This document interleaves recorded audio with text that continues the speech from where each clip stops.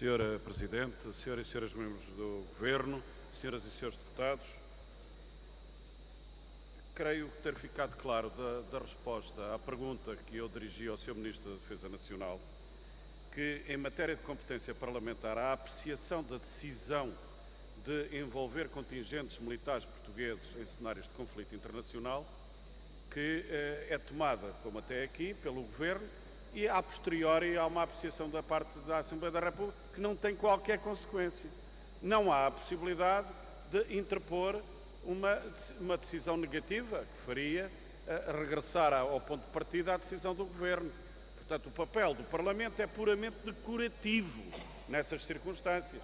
Além do mais, eu creio que a bancada do PSD foi vítima, pela intervenção do Sr. deputado António Proa, de uma leitura equívoca da proposta de lei. Porque realmente o português é muito complexo, porque diz a proposta de lei, apreciar a decisão do Governo, eu há pouco já tinha lido e pedido um esclarecimento, apreciar a decisão do Governo de envolver contingentes ou forças militares em operações militares no estrangeiro, vírgula, que lhe é comunicada previamente, vírgula. O que é comunicado previamente? A decisão, mas isso quaisquer propostas. É comunicada à Assembleia antes de ser tomada a decisão pública e hierarquicamente pelo Governo? Qual é o momento? O previamente é a relação aqui. Não se percebe, é um português macarrónico, perdoem-me a expressão. E, portanto, eu creio que a bancada do PSD, quando insistiu aqui, que o Parlamento vai discutir antes do envio das forças militares, não é isso que se deduz sequer da letra da proposta de lei. Não é isso sequer que se deduz da letra da proposta de lei.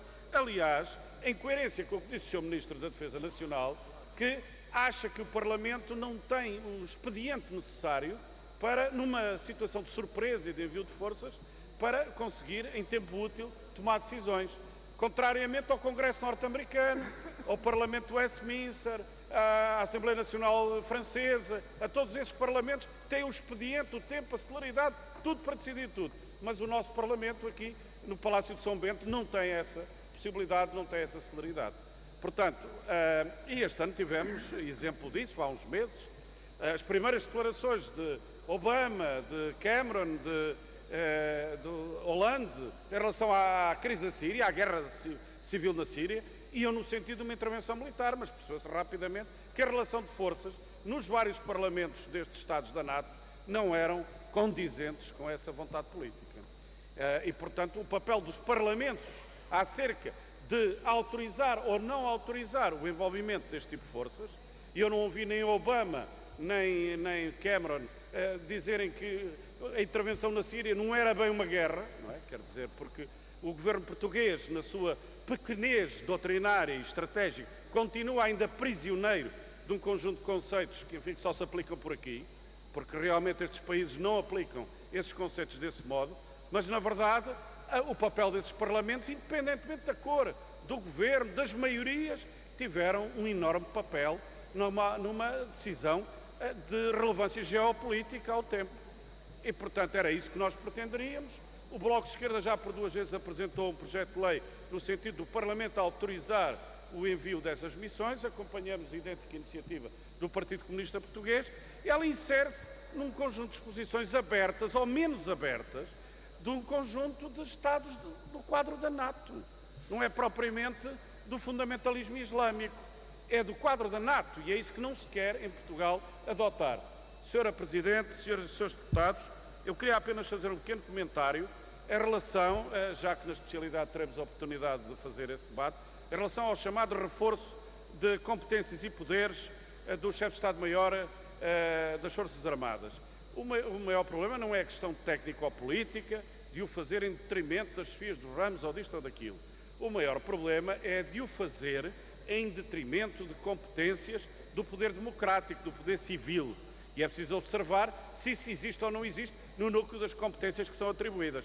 E também, e essa é a questão para mim ainda mais preocupante, a forma sem restrições, sem balizas, sem qualquer tipo de precaução, que é aqui admitida no quadro desse reforço de competências entre o chefe de Estado-Maior das Forças Armadas e o secretário-geral da Segurança Interna. Em face a ameaças difusas, a sua articulação operacional. E, portanto, estes aspectos de articulação está previsto com algumas balizas e restrições, mas nesta lei não está, não está em absoluto.